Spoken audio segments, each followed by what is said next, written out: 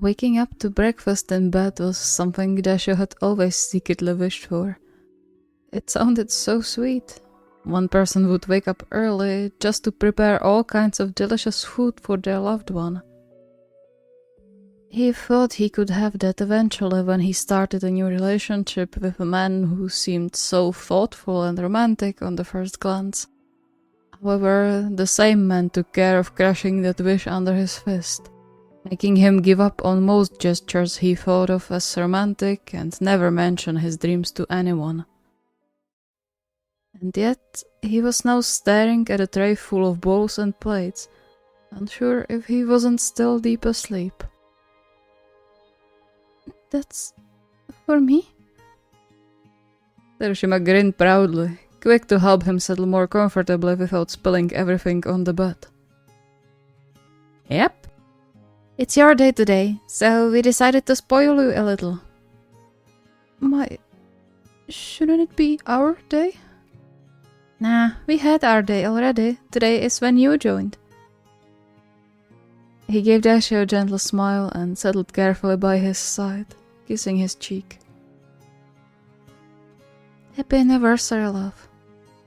"Happy anniversary!" For a second, Dasha wanted to protest, say they shouldn't have and that the day wasn't special in any way. But that wouldn't be true in the slightest. For him, it was much more than special. A day that connected him with the most amazing people he knew and allowed him to hope for better tomorrows. And so he allowed himself a smile now, his heart fluttering and sending pleasant warmth through his body as he leaned into Enoshita's side a little. "Thank you. I'm so grateful I can be here with you." "We are grateful you gave us a chance. I was worried you would run away when I told you we are polyam." "Well, don't say it like that." Dasha chuckled, taking the first bite of the omelette. It wasn't the most delicious food he had the fortune to try, a little too runny for his tastes, but somehow it was the most perfect meal he ever had.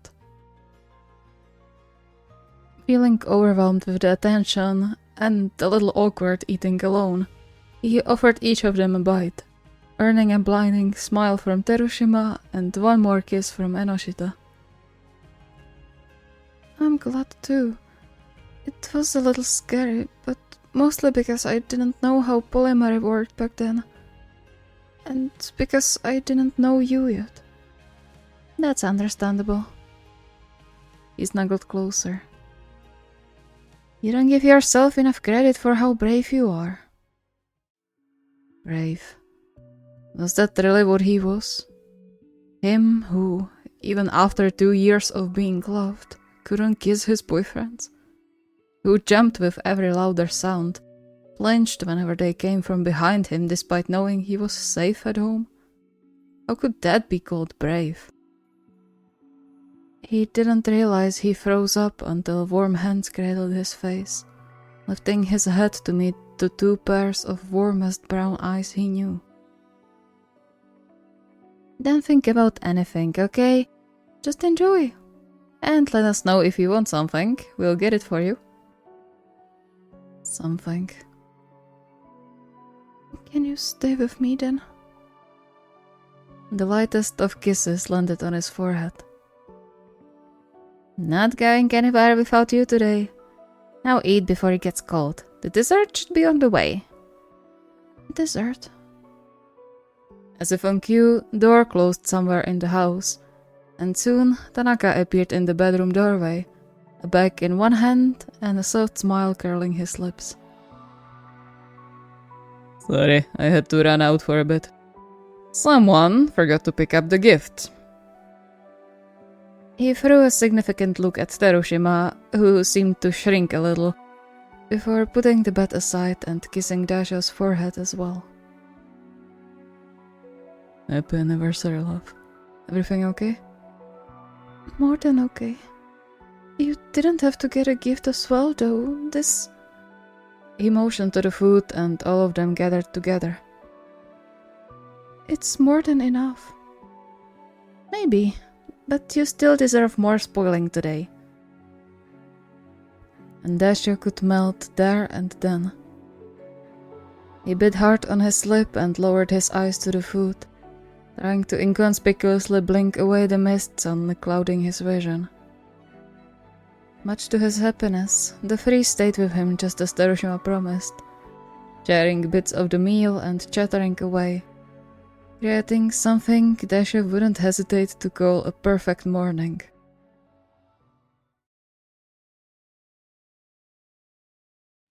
Are you sure you don't mind staying home the whole day? The weather was quite nice that day for February, with sun shining and first flowers blooming. It was almost shame to stay at home. He didn't want to force his boyfriends to be stuck inside, no matter how much he didn't want to go among people. He was inconveniencing them enough as it was, especially on their free day. And they've already done so much for him with the breakfast and the for now still secret gift. He couldn't ask them to cater to him the whole time. Yet Enoshita squeezed his hand immediately, pushing the dice to him since it was his turn to play. Not at all. Nothing's more enjoyable than wring out all money from him. He motioned to Tanaka, who just grumbled something under his breath, counting the last of his banknotes before handing them to Terushima. No wonder Monopoly break relationships. You're just salty because you aren't thinking long term. And you are? You're playing like a madman. If it works, why fix it? Just please don't argue too much. We can always play something else. He dreaded the prospect of a game causing a rift between his partners, especially since they were playing because of him. Sure, the two squabbled quite often, sometimes daily, but if it was to grow into something bigger... Tanaka's gentle smile stopped his panicked thoughts. Don't worry, it's just a game at the end of the day. He sighed with a glance at his financial situation. It's just not my day today. Today, he says. I've been beating you for the last 7 years. I've been letting you win half the time, though. Also, watch, you are paying. Much to Tanaka's apparent amusement, Terushima's jaw fell when he noticed the dice just sent him right on Dasha's most expensive square. One quick count later, and the space for money in front of him emptied quite significantly. Damn it. Serves you right. Enoshita rolled his eyes, but the little amused tuck in the corner of his mouth was not lost on Dasha. Worse than kids.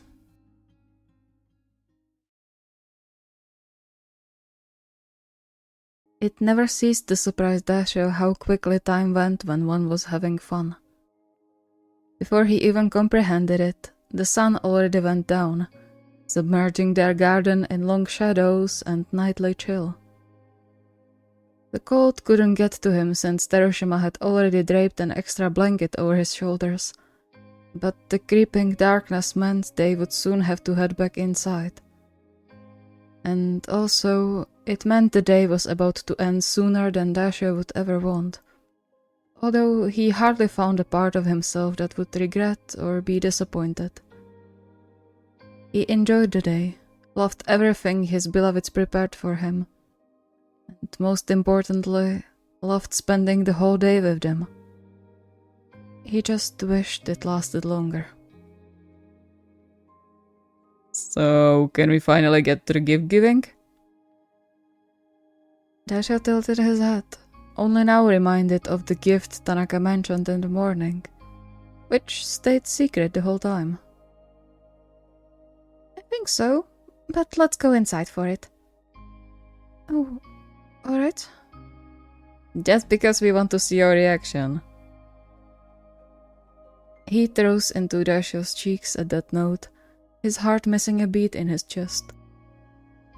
It wasn't the first time he had heard his boyfriend state such sentiment, but he still couldn't figure out what was so special about his reactions to make them want to see it.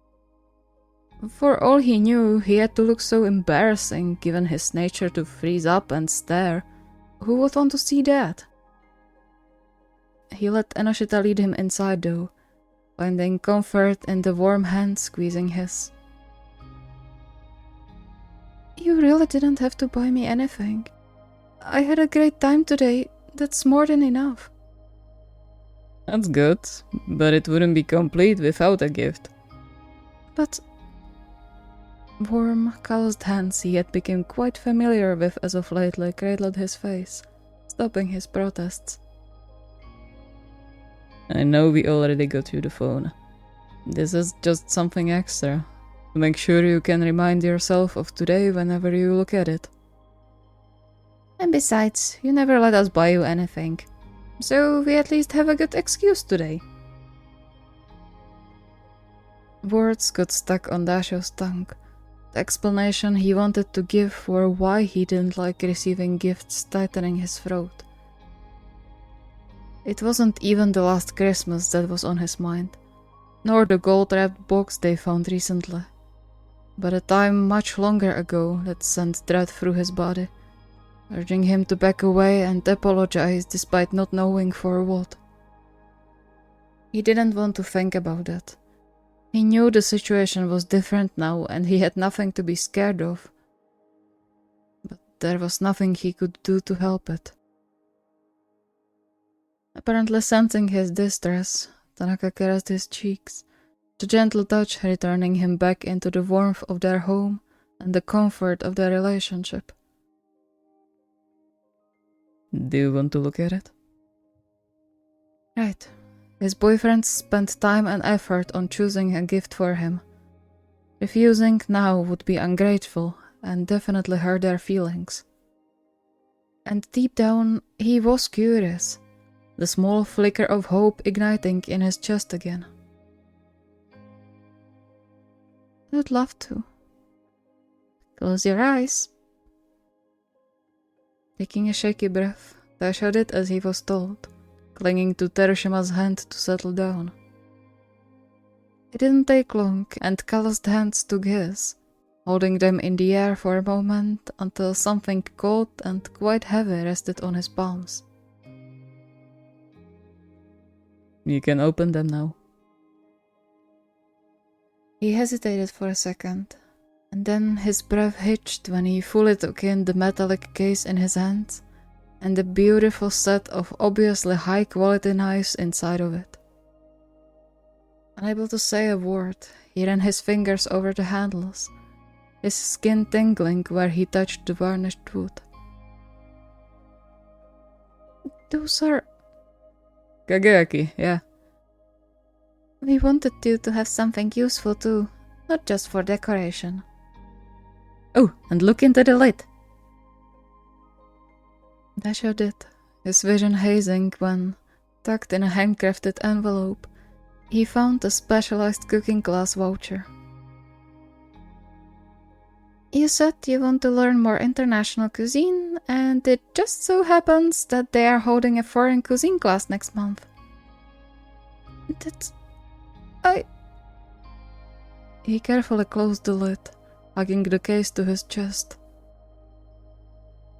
I don't know how to thank you for this. A gentle smile resting on his lips, Tanaka pulled him to his side, leaving a kiss on his temple. You don't have to. Seeing you happy is enough. But you better use those when cooking. It would be a shame if they just lay in the drawer. I will. Thank you. His heart fluttered in his chest like a crazy swarm of butterflies, reminding him of a much happier time when he received gifts from his boyfriend. The ruby they got him for their first Valentine's Day was still safely stored on his shelf, resting in a glass box to protect it from dust. His heart always warmed when he looked at it, the words that came with it echoing through his mind as if they were etched into the gym itself. He thought nothing could ever trump that feeling, and yet he now felt like melting. Thank you so much for today and for loving me. Of course, we can't not love you. Here's for another 50 years. At least. Dasher chuckled, his vision blurring, but just swelling with the promise hidden in the words. He didn't bother drying his eyes, just let the three men he loved more than anything squish him in the warmest and safest embrace in the world.